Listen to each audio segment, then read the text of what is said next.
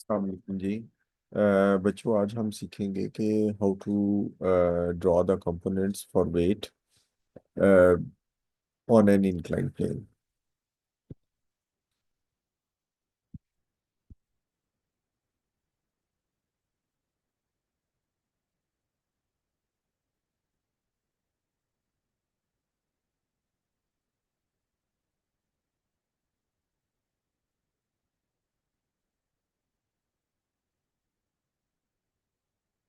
ये जी एक इंक्लाइन प्लेन है। ये उसका एंगल थीटा है हॉरिजॉन्टल के साथ। ये एक ऑब्जेक्ट है जो इस इंक्लाइन प्लेन के ऊपर पड़ा हुआ है। अब ये देखें जी कि ये ऑब्जेक्ट नीचे की तरफ क्यों मूव करेगा। ये ऑब्जेक्ट नीचे की तरफ मूव करेगा अपने वेट की वजह से। वेट हमेशा जो है ऑब्जेक्ट का वर्टिकली डाउनवर्ड एक्ट करता है। ये इसका वेट है जी, एम जी। और ये इस वेट की वजह से डाउन द प्लेन मूव करेगा। अब बात ये है कि you can see that the weight is not in the direction of motion. तो जब भी कोई फोर्स डायरेक्शन ऑफ मोशन में नहीं होती तो हमें क्या करना होता है, हमें उसके कंपोनेंट्स ड्रॉ करने होते हैं to find out the portion of the force in the direction of motion. तो उसका तरीकाकार मैंने आपको ये बताया हुआ है कि पहले हम टेल पे खड़े हो जाते हैं, पहले in the direction of motion move करते हैं, then we will move perpendicular to the direction of motion. अब ये जो वेट है ये इसको डाउन द प्लेन मूव करवाएगा। हमारी जो डायरेक्शन ऑफ मोशन है डाउन द प्लेन है। सबसे पहले हम डाउन द प्लेन कंपोनेंट बनाएंगे। ये बन गया। और फिर हम इसको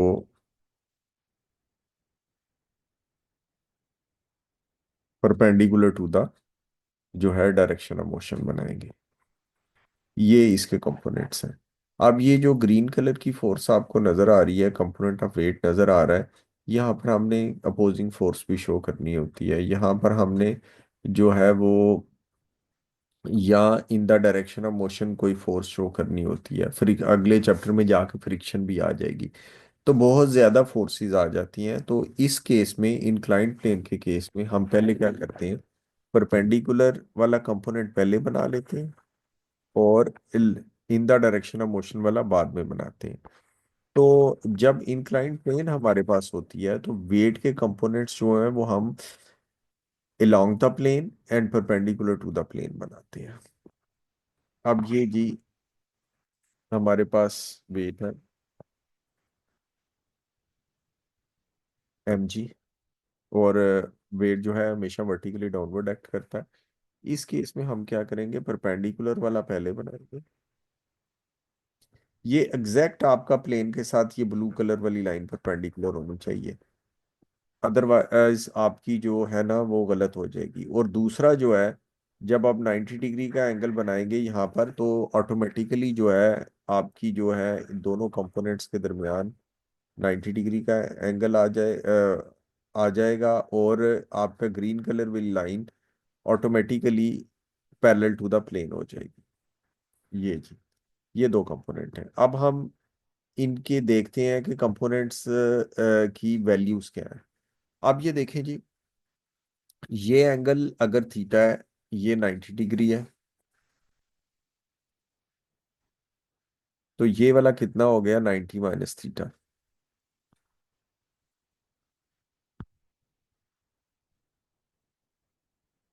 ये 90 माइनस थीटा हो गया। अब आपको ये पता है कि ये वाला एंगल जो है ये वाला, ये 90 डिग्री है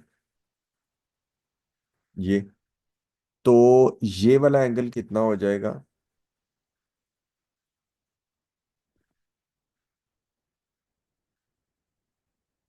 ये वाला थीटा हो जाएगा। क्योंकि देखें कि ये जो ये वाला एंगल जो है ये ये 90 माइनस थीटा है। तो 90 में से ऑरेंज कलर, 90 में से जब हम 90 माइनस थीटा माइनस करेंगे तो ये थीटा आ जाएगा। अब ये जो भी यहाँ पर इंक्लाइंड प्लेन का एंगल होता है, वो ही यहाँ पर इस जगह पर एंगल बनता है। अगर यहाँ पर एंगल 30 डिग्री है, तो वहां पर भी 30 डिग्री ही बनेगा। यानी कि अगर ये एक ऑब्जेक्ट है, इसका इंक्लाइंड प्लेन के साथ एंगल 30 डिग्री है, ये वेट एक्ट कर रहा है mg, और ट्रायंगल्स बड़ी बड़ी बनाने की कोशिश करनी है, ताकि जो है वो डायरेक्शंस भी आपको वाजिया तौर पे नजर आए और एंगल भी आपके वाजिया बन सके।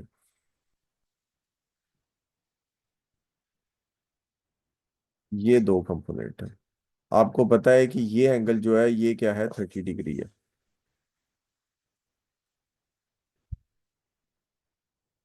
ये एंगल 30 डिग्री है, क्योंकि अभी हमने ऊपर देखा है कि अगर इंक्लाइंड प्लेन का एंगल 30 डिग्री है, तो ये वाला एंगल भी जो है वो 30 डिग्री है। तो इसके सामने वाला जो कंपोनेंट है वो क्या हो जाएगा, mg sin 30, और इसके ऑपोजिट वाला कंपोनेंट क्या हो जाएगा, mg, सॉरी एडजेसेंट वाला mg cos 30। तो यहाँ पर अगर हम इसको देखें, तो ये जो ब्लू वाला कंपोनेंट है, ये बेटा जी ये बन जाएगा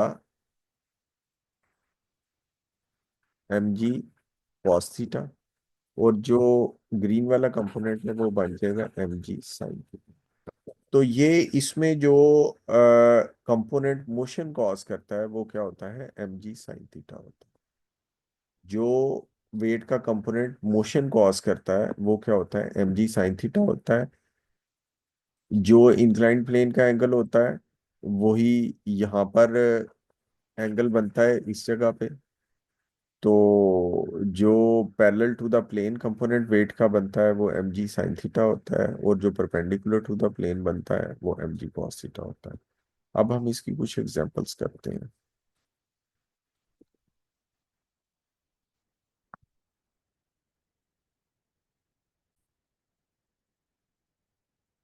अच्छा बेटा जी, क्वेश्चन नंबर 5 देखें। ये एक्सरसाइज 4 भी है, इसका क्वेश्चन नंबर 5 हम करते हैं। कहता है कि a sack of mass 8 kg is pulled up a ramp inclined at 20 degree to the horizontal by a force of magnitude 45 Newton।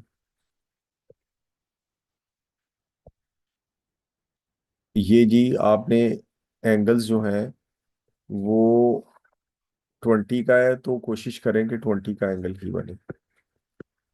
ये 20 डिग्री का एंगल बन रहा है। इसके ऊपर एक ऑब्जेक्ट हमने रखा है सैक।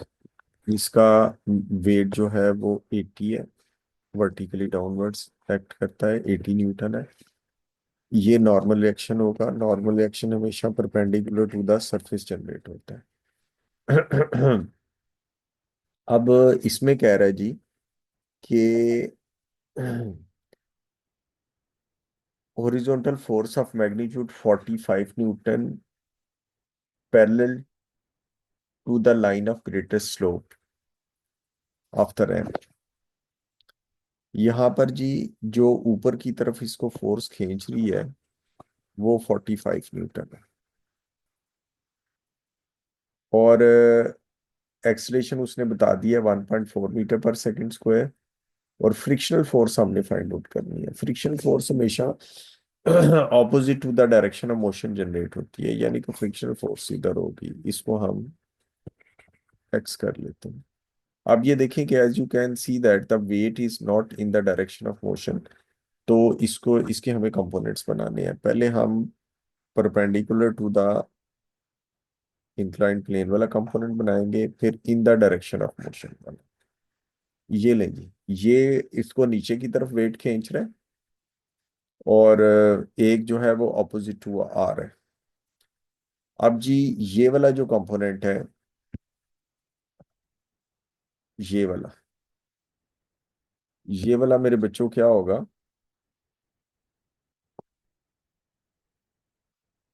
mg sin 30। इसमें थीटा क्या है, 20 डिग्री है। एम जी क्या है 80, ये बन जाएगा 80 sin 20। और ये वाला कंपोनेंट किसके इक्वल हो जाएगा, एम जी यानी कि 80 cos 20। अब forces in the direction of motion क्या है, forces in the direction of motion है बेटा जी 45 newton. Force opposite to the direction of motion क्या है, एक वेट का कंपोनेंट है 80 sin 20। एक और भी फोर्स है जो अपोज कर रही है, वो फ्रिक्शन है, इज इक्वल टू एम कितना है 8 इंटू ए कितना है 1.4। यहाँ से हमारे पास एक्स की वैल्यू आ जाएगी 45 -80 sin 20 -8 × 1.4 is equal to x. X का आंसर है जी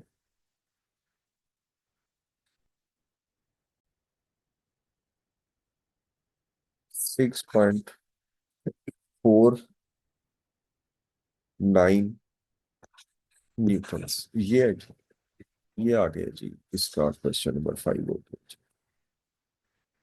अब हम करते हैं जी कि क्वेश्चन नंबर 7 कर लेते हैं। क्वेश्चन नंबर 7 में कह रहा है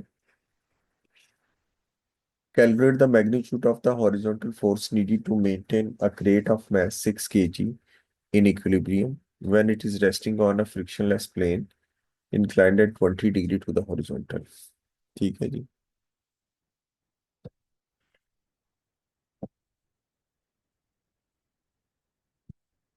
ये जी हमारे पास 20 डिग्री इंक्लाइंड प्लेन का एंगल है। अब हमारे पास जो मैस है वो 6 kg का है।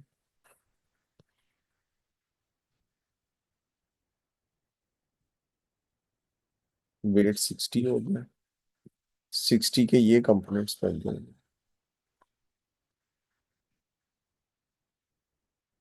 जो मोशन कॉज करेगा या मोशन को अपोज करेगा वो होगा जी एम जी sin 20। और जो परपेंडिकुलर वाला होगा वो होगा M G cos 20। Normal reaction through बनाना है, ये आप भूल जाएंगे।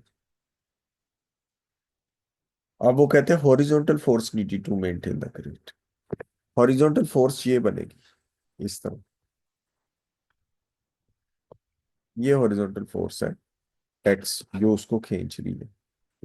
अब बात ये है कि since this x is not in the direction of motion क्या है, अलोंग द प्लेन है, तो हमें इसके कंपोनेंट बनाने पड़ेंगे। हम टेल पे खड़े होके पहले in the direction of motion move करेंगे, फिर हम perpendicular to the direction of motion move करेंगे। ये जी। अब ये देखें कि ये एंगल कितना बनेगा, ये वाला, ये भी एंगल 20 होगा, क्योंकि हॉरिजॉन्टल और प्लेन के दरमियान में क्या एंगल है, हॉरिजॉन्टल और प्लेन के दरमियान में कितना एंगल है, 20 डिग्री है ये वाला।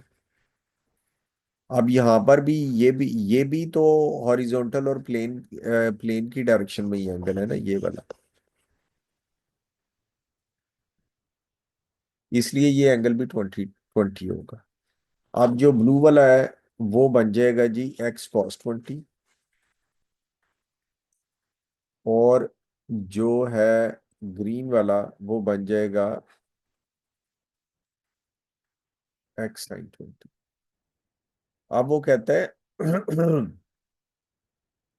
Magnitude of the horizontal force needed to maintain the crate in equilibrium. अगर इक्विलिब्रियम है तो forces up the plane should be equal to forces down the plane. उसने फ्रिक्शनलेस कहा हुआ है, रेजिस्टेंस कोई नहीं है इसमें। अब अप द प्लेन कौन कौन सी फोर्सेस एक्ट कर रही है, एक कर रही है G X cos 20। Up the plane बस यही है, डाउन द प्लेन कौन सी है, 60 sin 20। इन दोनों को एक बराबर होना चाहिए। Force in the direction of motion should be equal to the force opposite to the direction of motion in case of equilibrium. यहाँ से हमारे पास एक्स की वैल्यू आ जाएगी।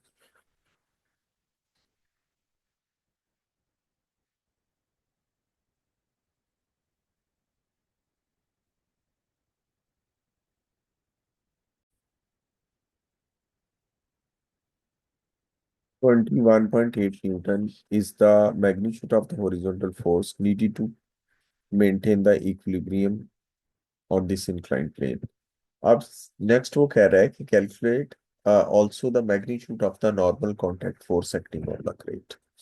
Magnitude of the normal contact force हमने निकालना है इसके अंदर। अब इसमें बेटा जी ये है कि आर जो है वो परपेंडिकुलर टू द प्लेन है, ऊपर वाली डायरेक्शन में सिर्फ एक ही फोर्स है आर, और जो नीचे वाली डायरेक्शन है उसके अंदर एक एक्स साइन 20 है और एक बेटा जी 60 cos 20 है। तो R is equal to x sine 20 plus 60 cos 20। R is equal to x आ गया 21.8 साइन 20 प्लस 60 cos 20।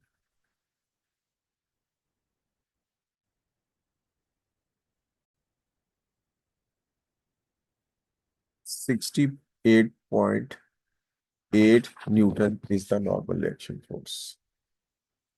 इस तरह बेटा जी इसके क्वेश्चंस आपने अटेम्प्ट करने हैं।